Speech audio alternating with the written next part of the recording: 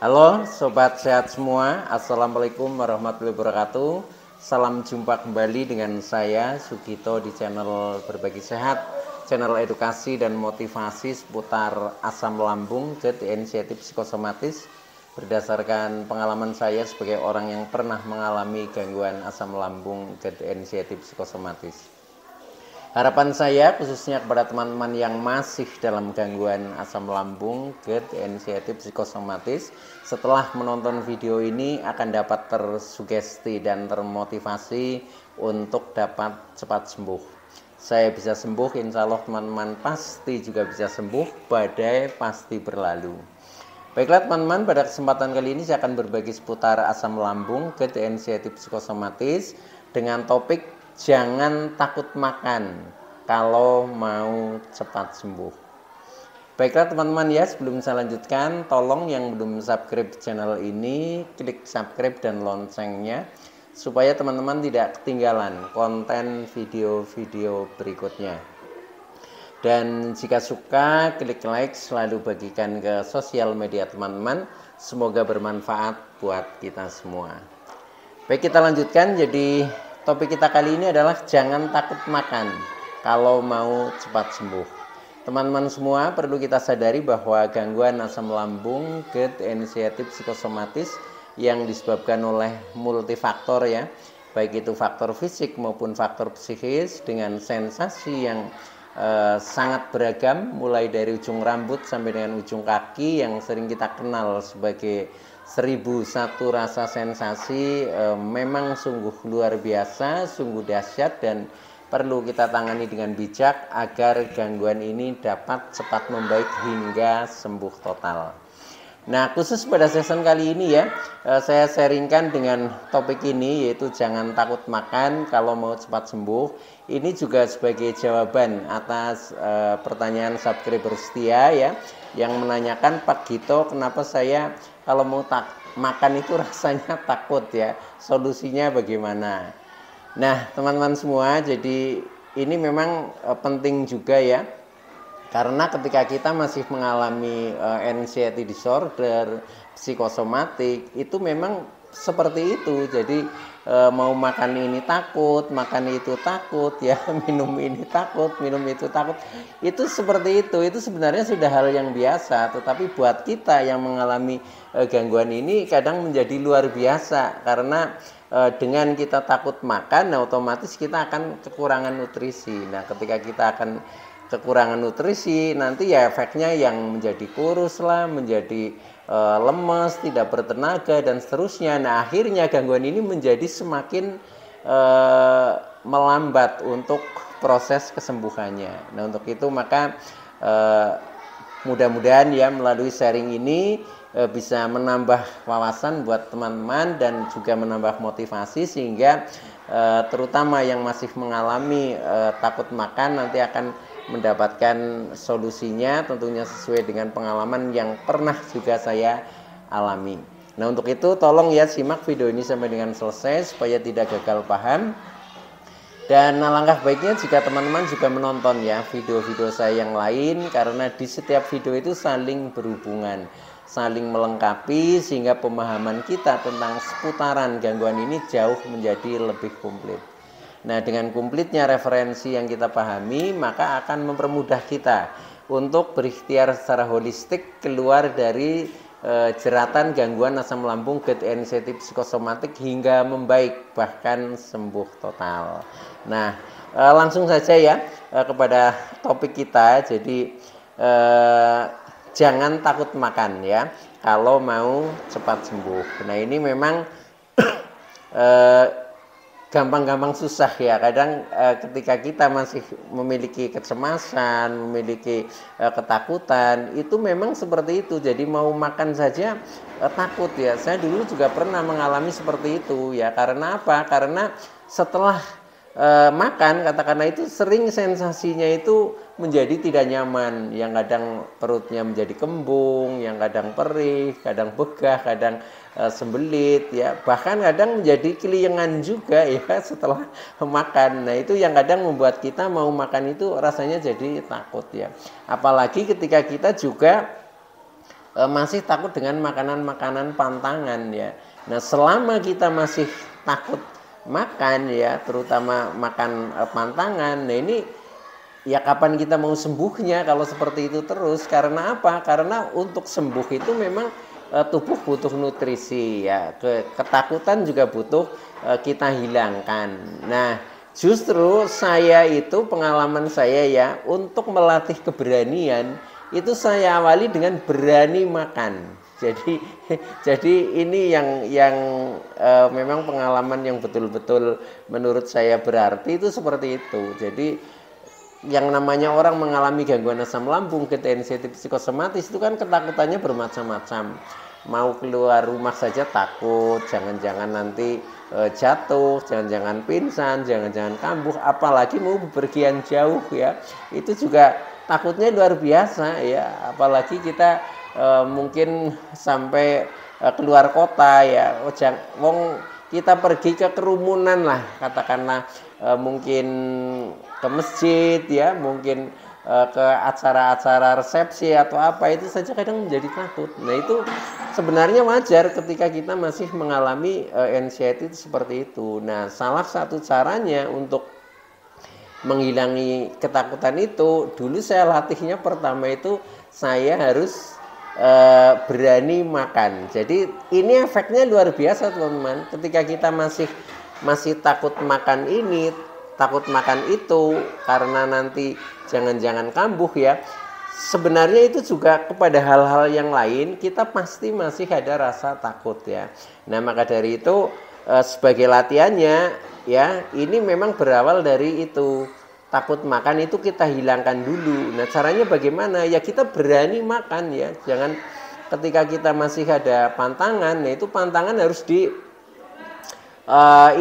diganti ya. Jadi istilahnya tidak lagi pantangan, tetapi kita cukup mengendalikan makanan-makanan yang kadang berefek negatif di dalam tubuh kita. Contohnya misalkan makanan yang pedas-pedas, yaitu kita kurangi. Bukan berarti tidak boleh makan pedas ya. Seperti saya kalau makan pedas itu cukup saya sentuhkan saja itu sudah terasa, karena dulu memang pernah juga mantang ekstrim lah, itu sampai sekitar 6 bulan ya, sehingga ketika sekarang makan sambal cukup disentuhkan saja, makannya itu sudah terasa pedas ya. Nah, itu contohnya kita mengendalikan ya. Demikian juga makanan-makanan yang lain ya, mungkin makanan yang asam-asam ya, itu juga jangan dihindari terus ya, dan kita tidak perlu takut. Karena apa? Karena dari makanan-makanan yang asam itu pun juga banyak positifnya ya. Contohnya kan seperti ketika kita makan mungkin jeruk ya, itu kan merupakan kandungan vitamin C ya, sehingga vitamin C juga dibutuhkan oleh tubuh kita. Sehingga kalau kita mantang terus ya, atau takut makan terus ya, itu akhirnya kapan kita mau sembuh kalau seperti itu? Maka kita harus berani ya, kita latih untuk berani. Nah, demikian juga makanan-makanan yang lain ya, tidak hanya pedas, kemudian asam, termasuk makanan-makanan yang berlemak tinggi ya, contohnya daging merah ya, atau daging-dagingan lah yang lain ya, itu usahakan kita juga harus berani juga ya, walaupun memang masih kita kendalikan. Jadi jangan berlebihkan. Jadi sebenarnya makanan yang sering berefek negatif terhadap lambung kita itu ketika kita berlebihan. Nah, berlebihan itu tidak hanya di makanan pantangan, nasi saja kalau kita makannya over kebanyakan ya nggak enak, nggak nyaman, akhirnya muncul sensasi yang begah dan seterusnya. Nah, maka dari itu intinya jadi kita berani makan, tetapi dengan pertimbangan pengendalian. Jadi apa-apa silahkan saja dimakan karena sifatnya untuk memenuhi nutrisi tubuh kita ya, tetapi jangan berlebihan. Nah, demikian juga hal-hal yang lain, contohnya seperti minuman ya sama ya. Kita tahu memang minuman-minuman contohnya beralkohol itu juga tidak baik untuk lambung ya. Kemudian minuman berkafein seperti kopi itu juga kadang tidak baik. Nah, waktu itu saya pernah juga Tidak ngopi itu saya 1 tahun teman-teman. 1 tahun tidak ngopi karena memang awalnya dulu pemicunya itu membuat saya menjadi terkena MAH ya, terkena asam lambung. Nah itu pemicunya dari salah satunya itu juga. Nah maka dari itu saya itu ya kurang lebih 1 tahun lah saya itu nggak minum kopi. Tetapi setelah kita berusaha berikhtiar untuk istilahnya membaik, nah saya beranikan lagi, saya minum lagi ya, bahkan sekarang sudah normal seperti dulu lagi sebelum terkena gangguan asam lambung ketensiatif psikosomatik. Justru pada saat kita misalkan tidak ngopi itu rasanya seperti belum lengkap lah seperti itu, sehingga di saat kita ini ya dalam kesehariannya yaitu pasti termasuk minum kopi. Itu juga nggak apa-apa teman-teman, yang penting kita jangan berlebihan lah. Contohnya pada saat seperti ini pun saya sedang ya termasuk rileks ya, itu juga sambil ngopi juga gitu.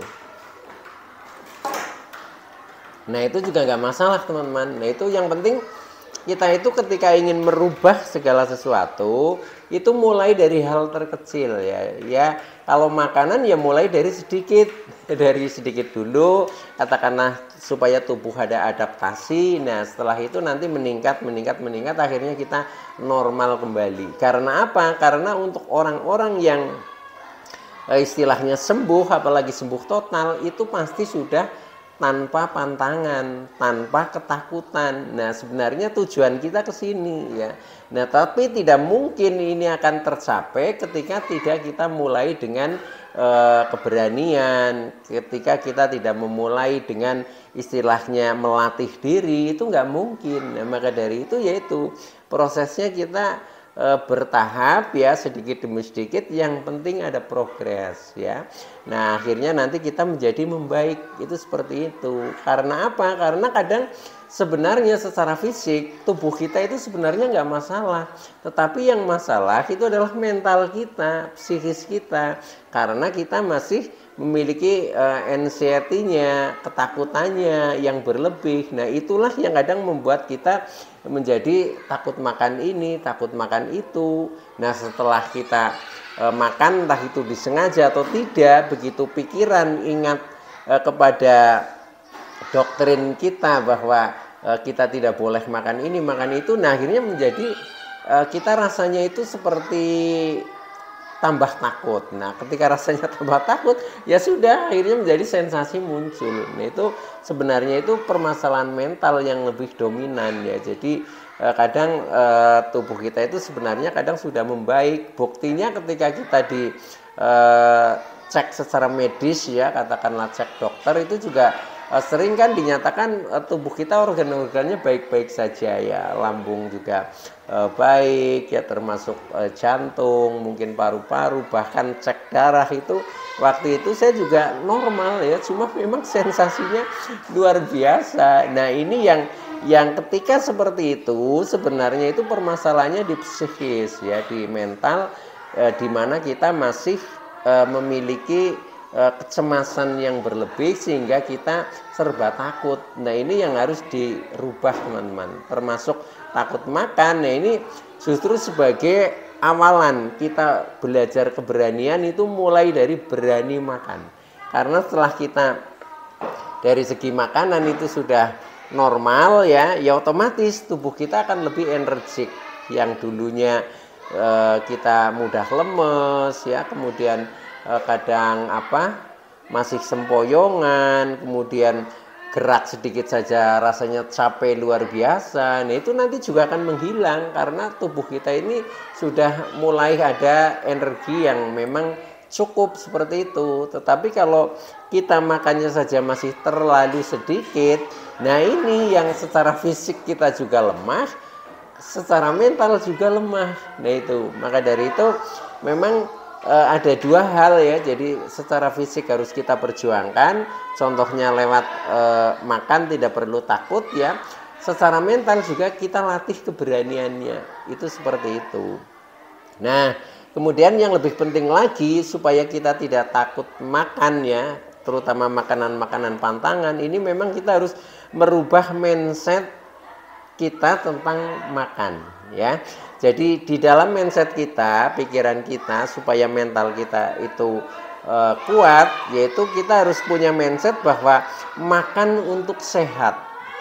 Seperti itu teman-teman. Jadi kalau kita kan inginnya sehat, ya sudah, kita berarti harus makan. Jadi makan untuk sehat.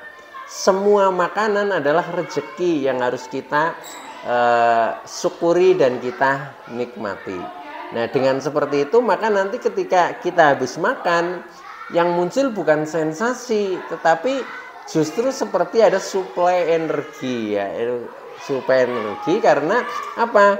Karena di dalam mindset pikiran kita sudah diafirmasikan bahwa makan untuk sehat, itu seperti itu. Sehingga setelah kita makannya cukup, ya ketika kita tinggal punya harapan, wah ini pasti akan sehat, akan istilahnya tambah bertenaga dan seterusnya, seperti itu, ya itu. Nah, maka itu menjadi penting, ya, kita itu perlu merubah istilahnya mindset makan. Jadi sekali lagi, ya, ini perlu ditanamkan. Nah, cara menanamkan bagaimana afirmasi itu diulang-ulang, jadi direpetisi supaya sampai tersimpan di bawah sadar kita, sehingga nanti tubuh akan mewujudkannya ketika itu sudah tersimpan di bawah sadar kita, karena sel-sel cerdas bawah sadar kita ini tersimpan di seluruh sel di dalam tubuh kita.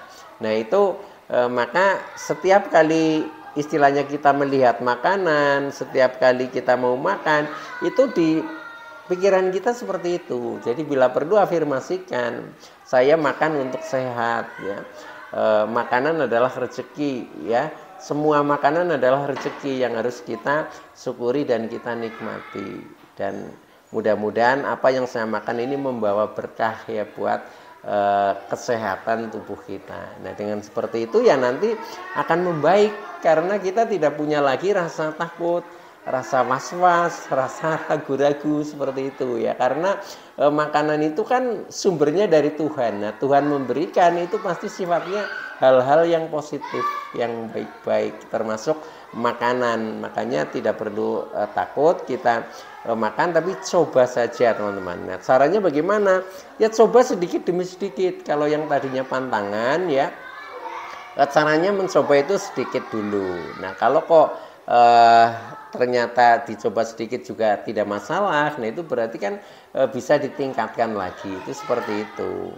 Nah, tetapi ketika kita masih katakanlah takut makannya ini masih tinggi, nah ini memang kita harus bisa menyesuaikan, ya. Jadi makan disesuaikan dengan kondisi kita. Makanya antara orang satu dengan orang yang lain itu pasti berbeda-beda, tidak bisa disamakan karena tingkat istilahnya kondisinya itu juga berbeda-beda, ya.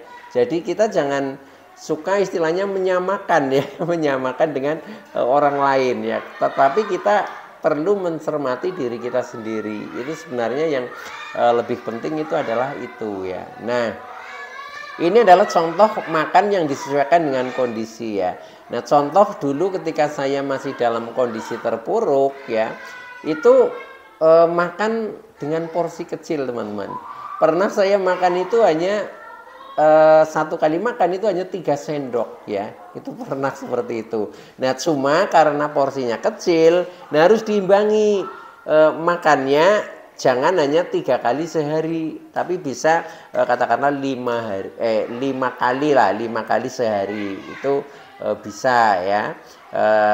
Contohnya misalkan pagi jam 6 makan, kemudian nanti jam 9 makan lagi, jam 12 makan lagi, jam 3 sore makan lagi, jam 6 sore makan lagi, seperti itu. Kan menjadi 5 kali sehari. Nah, dengan seperti itu nanti jadi ini apa? Kebutuhan tubuh kita itu ya paling tidak tercukupi. Nah, ketika porsi kecil itu kok sudah maksudnya membaik, nah itu kita bisa tambah sedikit demi sedikit supaya porsinya agak normal. Nah, nanti kalau sudah agak normal baru, ya, dari 5 kali sehari, nah itu kita kurangi menjadi kita berusaha normal, yaitu dengan makan 3 kali sehari lah, seperti kita sebelum mengalami gangguan ini ya, gangguan asam lambung kan normal, jadi makan ya 3 kali sehari, pagi sarapan, siang makan siang, sore makan sore. Nah itu usahakan kembalikan seperti itu insya Allah nanti akan baik-baik saja teman-teman. Jadi yakin saja dengan diri kita sendiri. Jadi kalau kita yakin itu pasti bisa. Nah kemudian yang berikutnya ya, ini juga kita harus cermat ya, memilih makanan yang aman di lambung. Yaitu yang tidak aman itu kan makanan-makanan pantangan. Nah makanan pantangan itu perlu dikendalikan. Jadi bukan dipantang tapi cukup dikendalikan. Dikendalikan artinya porsi disesuaikan, bila perlu dikurangi, bila perlu hanya secukupnya lah, istilahnya buat tambah kepengin lah, seperti itu saja tidak masalah, itu seperti itu. Tetapi sudah tidak ada istilah pantangan, supaya kita menjadi berani makan apa saja, itu pasti bisa teman-teman ya.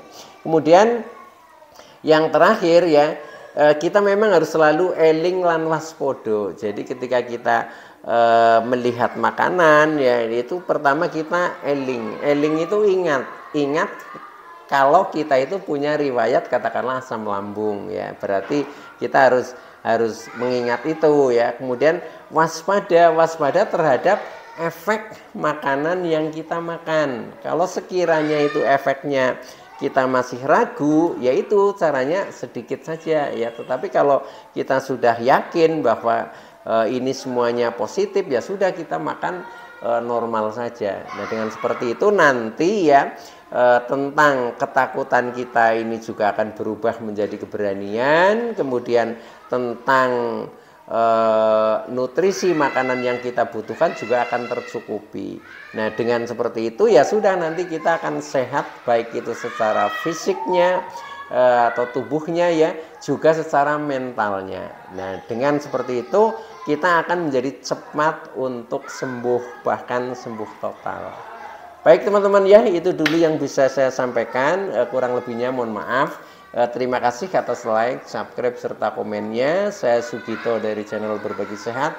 Saya bisa sembuh, insya Allah teman-teman pasti juga bisa sembuh, badai pasti berlalu. Oke sekian, terima kasih. Wassalamualaikum warahmatullahi wabarakatuh.